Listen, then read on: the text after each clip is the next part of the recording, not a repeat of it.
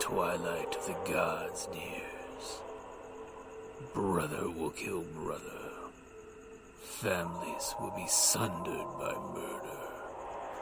4 ages are afoot. An axe age, a sword age, where shields are cloven.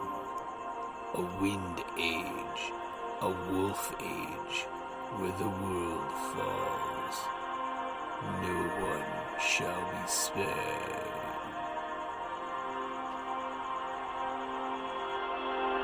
Welcome to Ragnarok and Roll, a Scion RPG podcast. Prepare for adventure.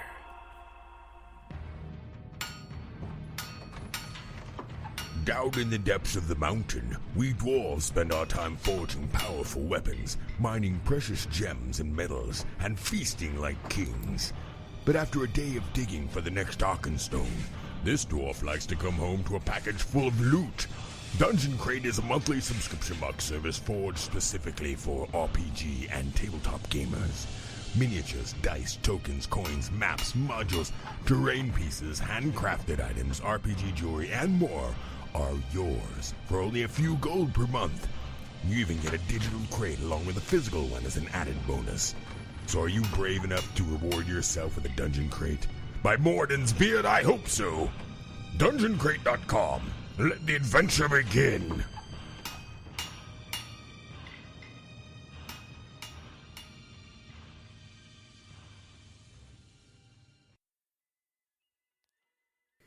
The Dwarfs Horde and the Curse that it brought. Now old Aegir's feast was over, and all the Aesir and the Vanir made ready for their return to Asgard. 2 only went another way, Odin, the eldest of the gods, and Loki the mischievous.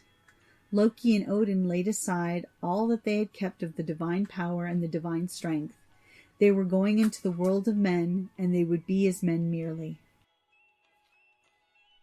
Together they went through Midgard, mingling with men of all sorts, kings and farmers, outlaws and true men, warriors and householders, thralls and counselors, courteous men and men who were ill-mannered. One day they came to the bank of a mighty river, and there they rested, listening to the beat of iron upon iron in a place nearby. Presently, on a rock, in the middle of the river, they saw an otter come. The otter went into the water and came back with a rock and a catch of salmon. He devoured it there. Then Odin saw Loki do a senseless and evil thing. Taking up a great stone, he flung it at the otter. The stone struck the beast on the skull and knocked him over dead. "Loki, Loki, why hast thou done so senseless and evil a thing?" Odin said. Loki only laughed. He swam across the water, and he came back with the creature of the river. "Why didst thou take the life of the beast?" Odin said. "The mischief in me made me do it," said Loki. He drew out the knife, and ripping the otter up, he began to flay him. When the skin was off the beast, he folded it up and stuck it in his belt. Then Odin and he left the place by the river. They came to a house with 2 smithies beside it, and from the smithies came the sound of iron beating upon iron. They went within the house, and they asked that they might eat there and rest themselves. An old man who was cooking fish over the fire pointed out a bench to them. "Rest there," he said, "and when the fish is cooked, I will give you something good to eat. My son is a fine fisher, and he brings me the salmon of the best." Odin and Loki sat on the bench, and the old man went on with his cooking. "My name is Hreidmar," he said. "I have 2 sons who work the smithies without. I have a 3rd son also. It is he who does the fishing for us. And who might ye be, O wayfaring men?" Loki and Odin gave names to Hreidmar that were not the names by which they were known in Asgard or on Midgard. Hreidmar served the fish to them, and they ate. "And what adventures have ye met upon your travels?" Hreidmar asked. "Few folk come this way to tell me of the happenings." "I killed an otter with the cast of a stone," Loki said with a laugh. "You killed an otter?" Hreidmar cried. "Where did you kill one?" "Where I killed him is of no import to you, old man," said Loki. "His skin is a good one, however. I have it at my belt." Hreidmar snatched the skin out of Loki's belt.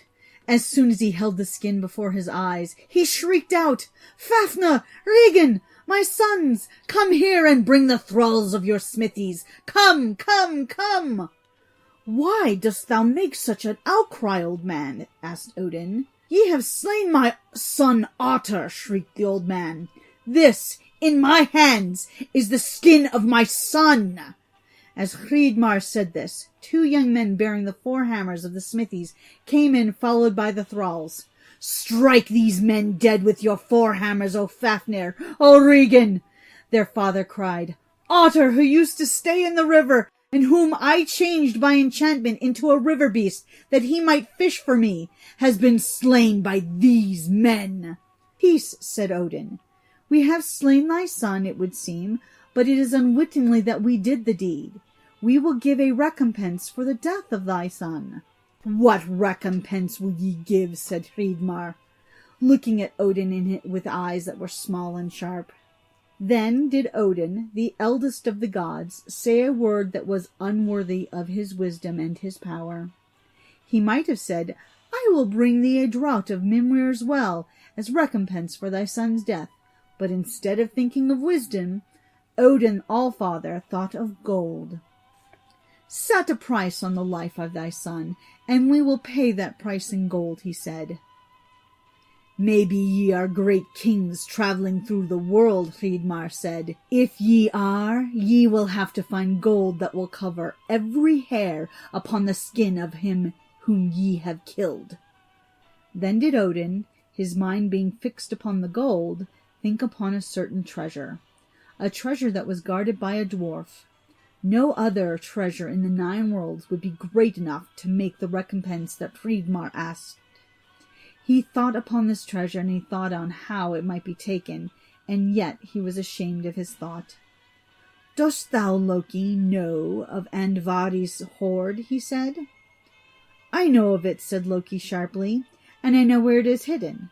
Wilt thou, Odin, win leave for me to fetch Andvari's hoard?" Odin spoke to Hreidmar. "I will stay with thee as a hostage," he said, "if thou wilt let this one go to fetch the treasure that will cover the otter's skin hair by hair." "I will let this be done," said old Hreidmar, with sharp and cunning eyes. "Go now," he said to Loki. Then Loki went from the house. Andvari was a dwarf who, in the early days, had gained for himself the greatest treasure in the 9 worlds.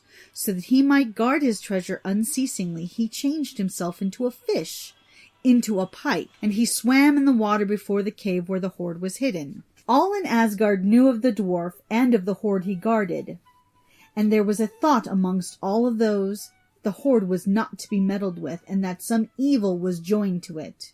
But now Odin had given word that it was to be taken from the dwarf. Loki set out for Andvari's cave rejoicingly. He came to the pool before the cave, and he watched for sight of Andvari. Soon he saw a pike swimming cautiously before the cave. He would have to catch the pike and hold him till the treasure was given for ransom. As he watched, the pike became aware of him. Suddenly he flung himself forward in the water and went with speed down the stream. Not with his hands, and not with any hook and line could Loki catch that pike. How, then, could he take him? Only with a net that was woven by magic. Then Loki thought where he might get such a net. Rowan, the wife of old Aegir, the giant king of the sea, had a net that was woven by magic. In it she took all that was wrecked on the sea. Loki thought of Rowan's net, and he turned and went back to Aegir's hall to ask for the queen.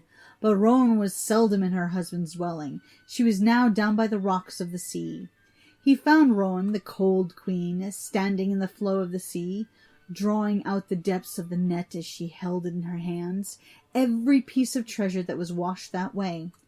She had made a heap of things she had drawn out of the sea, corals and amber, bits of gold and silver, but still was plying her net greedily.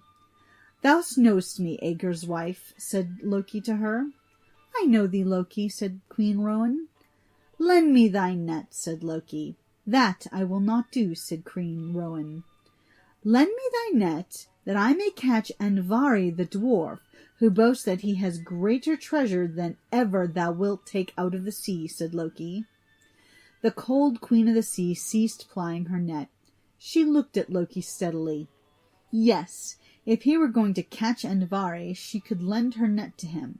She hated all the dwarfs, because this one and that one had told her they had greater treasures than ever she would be mistress of. But especially she hated Andvari, the dwarf who had the greatest treasure in the 9 worlds.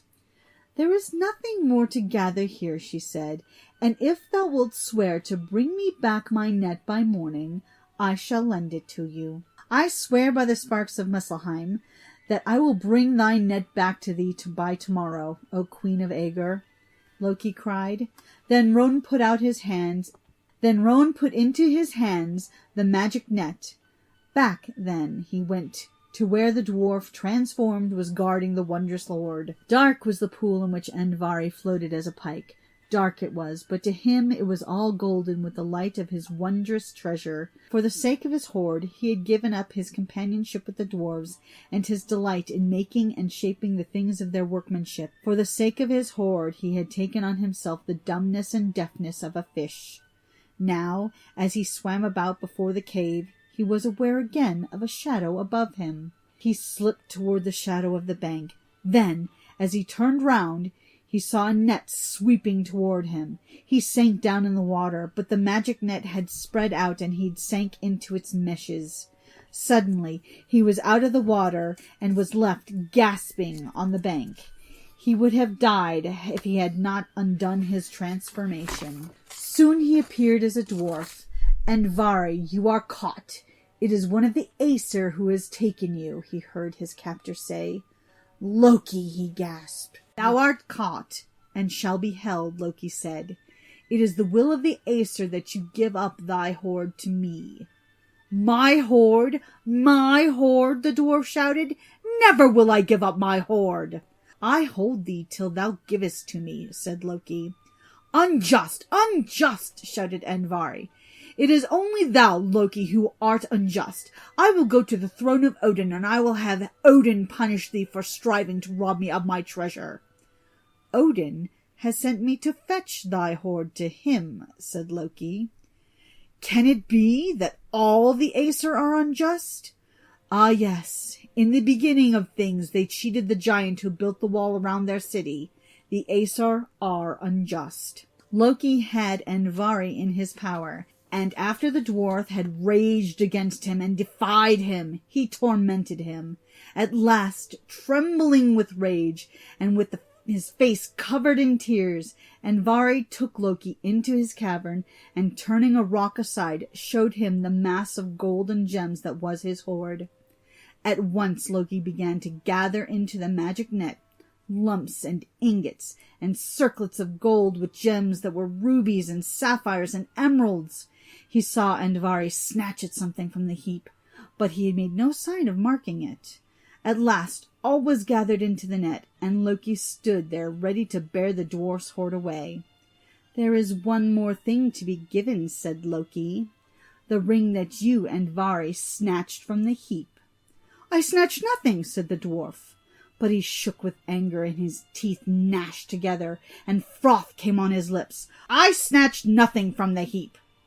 But Loki pulled up his arm, and there fell to the ground the ring that Andvari had hidden under his armpit. It was the most precious thing in all the hoard. Had it been left with him, Andvari would have thought that he still possessed a treasure, for this ring of itself could make gold. It was made out of gold that was refined of all impurities, and was engraven with a rune of power. Loki took up the most precious ring and put it on his finger. Then the dwarf screamed at him, turning his thumb towards him in a curse. The ring with the rune of power on it, may it weigh down your fortune, and load you with evil, you, Loki, and all who lust to possess the ring I have cherished. And as Andvar uttered this curse, Loki saw a figure rise up in the cave and move toward him. As the figure came near, he knew who it was. Gullveig, a giant woman who had once been in Asgard. Far back in the early days, when the gods had come to their holy hill, and before Asgard was built, 3 women of the giants had come amongst the Aesir. After the 3 had been with them for a time, the lives of the Aesir changed. Then did they begin to value and to hoard the gold that they had played with. Then did they think of war. Odin hurled his spear amongst the messengers that came from the Vanir, and war came into the world. The 3 were driven out of Asgard. Peace was made with the Vanir. The apples of lasting youth were grown in Asgard. The eagerness for gold was curbed, but never again were the Aesir as happy as they were before the women had come to them from the giants. Gullveig was one of the 3 who had blighted the early happiness of the gods, and, behold, she was in the cave where Andvari had hoarded his treasure, and with a smile upon her face she was advancing toward Loki. "So, Loki," she said, "thou seest me again, and Odin who sent thee to this cave will see me again. Lo, Loki, I go to Odin to be thy messenger, and to tell him that thou comest with Andvari's horde." And speaking so, and smiling into his face, Gullveig went out of the cave with swift and light steps. Loki drew the ends of the magic net together, and gathering all the treasures in its meshes, he too went out. Odin, the eldest of the gods, stood leaning on his spear, looking at the skin of the otter that was spread out before him. One came into the dwelling swiftly. Odin looked and saw that it was she who had come in on such swift, glad feet. Was Gullveig, who once, with her 2 companions, had troubled the happiness of the gods. Odin raised his spear to cast it at her. "Lay thy spear down, Odin," she said. "I dwelt for long in the dwarf's cave, but thy word unloosed me, and the curse said over Andvari's ring has sent me here. Lay thy spear down and look on me, O eldest of the gods. Thou didst cast me out of Asgard, but thy word has brought me to come back to thee. And if ye two, Odin and Loki, have bought yourselves free with gold, and may enter Asgard, surely I, Gullveig, am free to enter Asgard also." Odin lowered his spear, sighing deeply.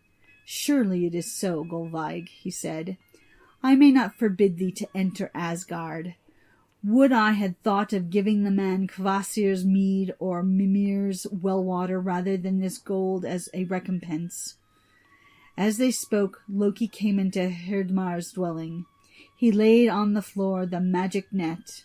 Old Hreidmar, with his sharp eyes, and huge Fafnir and lean and hungry-looking Regin, came in to gaze on the gold and gems and that shone through the meshes.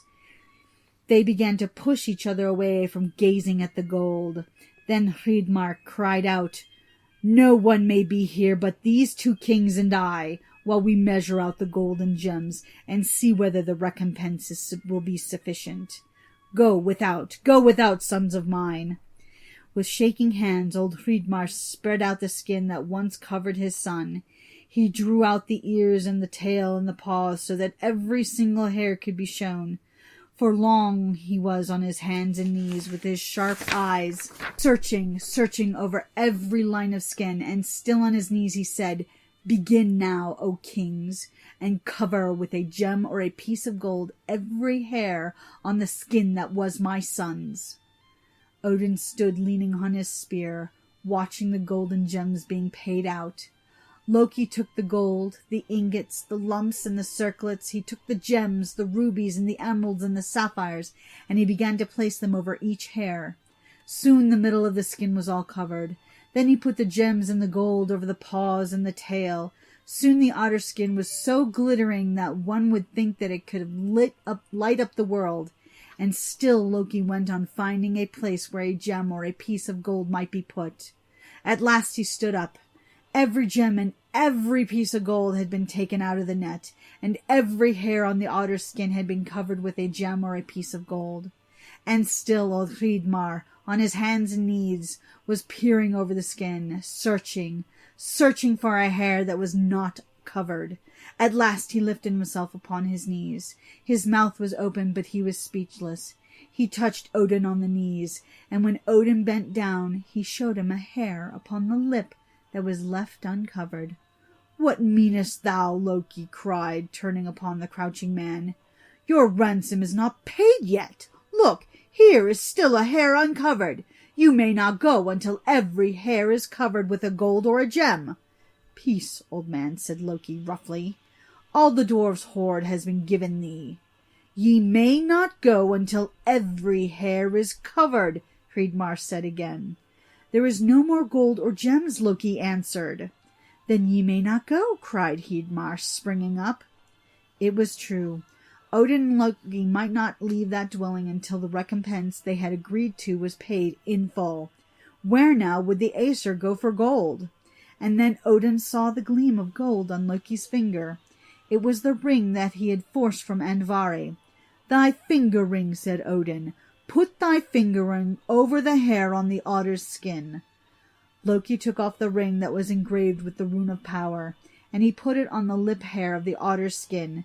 Then Hreidmar clapped his hands and screamed aloud. Huge Fafnir and lean, hungry-looking Regan came within, and Gullveig came behind them. They stood around the skin of the son and the brother that was all glittering with gold and gems, but they looked at each other more than they looked on the glittering mass, and very deadly were the looks that Fafnir and Regan cast upon their father and cast upon each other. Over Bifrost came the Rainbow Bridge. Over Bifrost, the Rainbow Bridge, went all of the Aesir and the Vanir that had been at old Aegir's feast. Frey and Freya, Frigga, Iduna, and Sif, Tyr with his sword, and Thor in his chariot drawn by the goats. Loki came behind them, and behind them all came Odin, the father of the gods. He went slowly with his head bent, for he knew that an unwelcome one was following, Gullveig, who once had been cast out of Asgard and whose return now the gods might not gainsay. So for the record, the cursed ring is the ring that you threw into the ocean. Yeah. The Rheingold ring. The Rheingold. Mm-hmm. Which, by the way, in the original story, the dwarf stole it from the daughters of Rowan. Well, our story. Mm-hmm. It was stolen from Rowan and given back to Rowan. Mm-hmm. Her daughters. Well, thank you very much. You're very welcome. Any insight into that story you'd like to give? Loki's an ass. Loki's an ass. Loki's an ass. Smashing an otter with a rock because he could. And obviously, Odin should have been thinking with the whole wisdom thing, why'd you give up an eye if you were just gonna... So even the gods are fallible. He was thinking a cash-ware guild instead of something, crafty or wise. Exactly, and it bit him And in the because butt. of that, he let greed back into Asgard. Yes. The precious. My precious. Give us his precious. Give us his precious. The ring with the rune of power. When you're into the more. Pretty sucks though. Guy turned his son into a friggin' otter just so he could fish for him. Well, this is, the Aesir are good at the whole turning yourself into an animal. It was an all the time. Aesir. Well, he's a giant. Yeah, But I mean, the old stories are about shape-shifting, and where do you think we probably get the idea from all the druids in D&D? because this is Midgard. Yeah. Not, Jotunheim. Mm-hmm. So, dude was a bit of a dick to his sons. Yeah. Well, the whole point, and they got greedy and killed each other for the ring out. Yeah, but you turn your son into a friggin' otter, and he made him live in the river. Mm-hmm. Maybe he liked playing in the river. True. His name was Otter. Although, otters do look like they have a lot of fun. Yes. Because when I was a kid, and my mom will confirm this, whenever we went to the zoo, all we wanted to do was go see the otters. Because they're so cute, they're so playful. Except in Zootopia when they're vicious. Yeah. Night owls. Thank you for listening.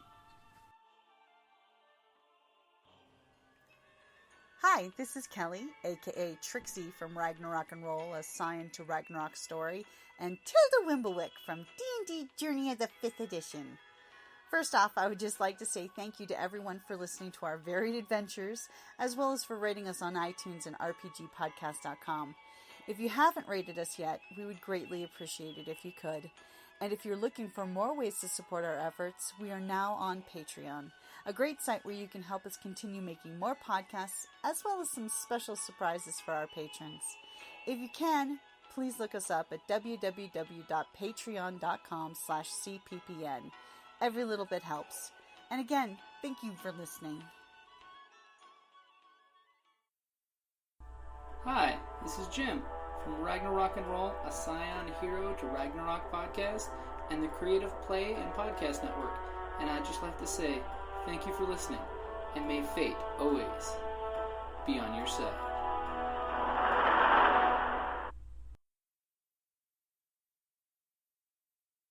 Dark was the pool in which Andvari floated as a pike.